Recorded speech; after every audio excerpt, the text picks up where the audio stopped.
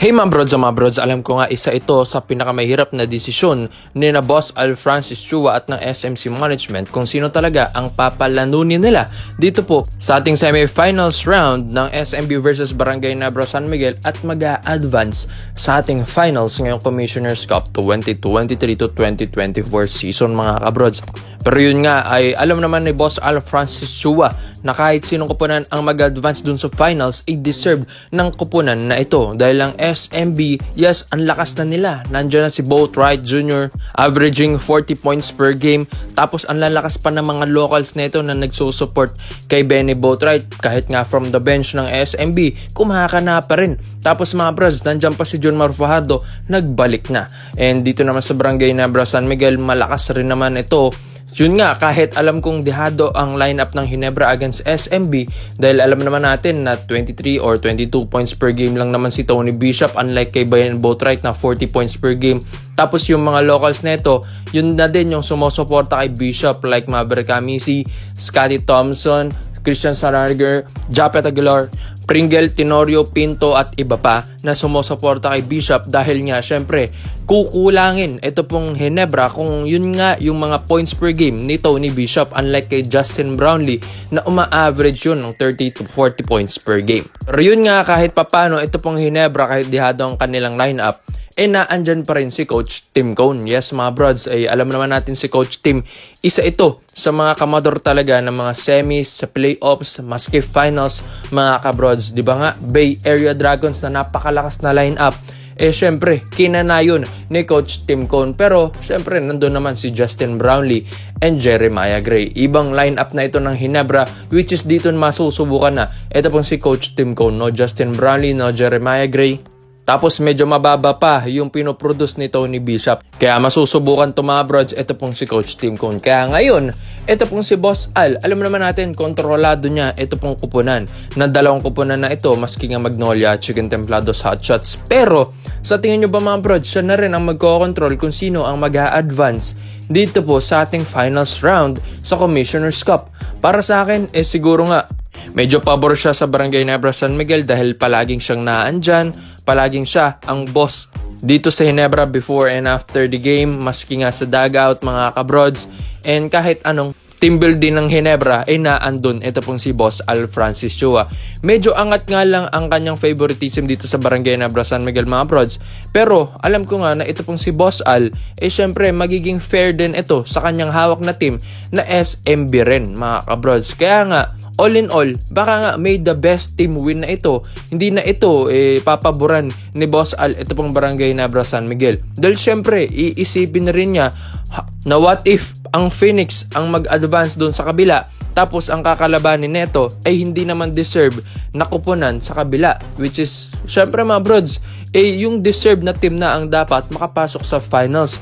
Kaysa naman baka i-advance niya agad ang Barangay Nebra San Miguel knowing na mas malakas naman talaga ang SMB dito mga kabrods. Kaya nga made the best team win at kung sino talaga ang pinakamalakas na kupunan at kung sino ang mag-a-advance sa ating best of 5 series dito sa semis mga kabrods, siya ang makaka-deserve ng ating finals round mga kabrods. Kaya ito pong si Boss Al Francis Chua, kahit sinasabi nating babayaran nyo yung mga ref, papabor ito sa Barangay Nebra San Miguel or sa SMB mga kabrods. Pero syempre, ito na kasi yung the best of the best ng kanyang kupunan, ang SMB at Barangay Nebra San Miguel dito po sa bracket na ito. Kasi nating tulos naman ito pong si Boss Al, kahit sino ang manalo sa kupunan or dalawang kupunan na ito, SMC team pa rin naman mga abroads. Pero yun nga lang, ang advantage nga lang kasi ng Barangay Nebra San Miguel ay yung gate attendance dahil sila ang isa sa mga pinakamaraming fans dito sa PBA, kaya gate attendance pa lang kikita na ang SMC group. Kaya ikaw mga brods, sa komento mo lang kung ito bang Barangay Nebra San Miguel ang papaboran ni Boss Al Francis Chua or ito pong SMB na papaboran din ni Boss Al na malakas ang lineup na ito. Pero syempre huwag kayo papakasiguro dahil nandyan din ang ating reigning MVP na si Scotty sa Ginebra. And syempre iba rin ito pong si Coach Tim Cone kapag semi-finals na tayo mga kabrods. So dito naman po tayo sa kabilang balita naman natin mga brods. Syempre nagtatanong yung mga Ginebra fans kung pwede pong palitan na rin ito pong si Tony Bishop ngayong semifinals round, mga kabrods, ay alam naman natin na ito pong si Tony Bishop, yun nga, medyo dehado ito dito kay Benny Boatwright Jr. dahil syempre pinagkumpara nga natin yung stats nila na si Bishop nasa 20 plus points per game lang din. Ito pong si Benny Boatwright 40 points per game.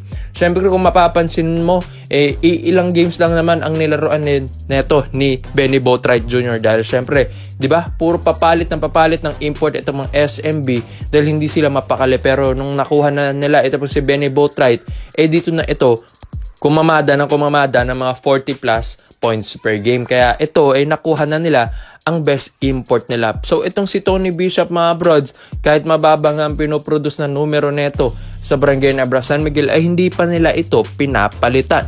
Pero yun nga, mga brods, may mga reports din tayo dito na gusto rin ng mga Ginebra fans. Ito pong si Terrence Jones, mga brods. Yes, sinasabi nga nila, why not si Terrence Jones? Mas malaki ito kay Tony Bishop and kaya niyang tapatan rin yung mga points per game na ito po ni Benny Boatwright Jr. Dahil kung mapapansin nyo or kung matatandaan nyo, naging best import of the conference nga lang ng Commissioner's Cup dati ng 2019. Ito pong si Terrence Jones, mga kabrods. Kaya subok na siya ang one of the best import ng Commissioner's Cup na yon. At yun nga, tinalo pa niya doon si Justin Brownlee sa best import of the conference, mga kabrods. Kaya nga, yes, may point naman ang mga Ginebra fans na kung saan pwede rin naman talaga ito pong si Terrence Jones dahil yun nga malaki, kaya mag-produce, tapos former NBA player pa ito ng Houston Rockets, Pelicans, Bucks, which is ilang years lang din naman itong nakapaglaro rin ng NBA, which is yun nga, mga brods, may experience na talaga ito. Kaya ang confidence level na ito po ni Terrence Jones ay iba na rin. Kaya ngayon, kasalukuyang nasa Piratas Quebradilas, ito pong si Terrence Jones na nasa Puerto Rico basketball, mga brods. Ang kaso nga lang, under contract pa ito pong si Terrence Jones.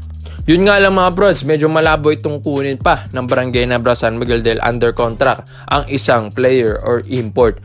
Or syempre, mga brods, pwede pa rin nilang kunin ito if kayang ng Barangay Nebra San Miguel na i-buy out ang kanyang contract doon sa Piratas Quebradilas. Pero para sa akin, mga brods, malaki-laki kasi ang offer doon ng Piratas sa Puerto Rico ni Terrence Jones kaysa dito sa Barangay Nebra San Miguel kung sakaling kukunin man nila ito. Kaya nga, mga brods, sa lahat po ng mga Barangay Nebra fans, siguro magi-stick talaga ang Ginebra dito po kay Tony Bishop dahil syempre semifinals na, medyo malabo na rin magpalit ng import talaga, mga brods, dahil syempre masisira ang chemistry. Kaya nga dito na masusubukan talaga ito pong si Coach Tim Cone at siya na ang bahala kung paano magmando or paano ma-maximize yung kanyang mga locals dahil kailangan talaga ng tulong ni Tony Bishop. Kaya komento mo lang ang opinion mo dito, mga brods, at isa-isa natin yan. Salamat po sa panonood, mga brods. This is Updated Highlights lang. I'm out.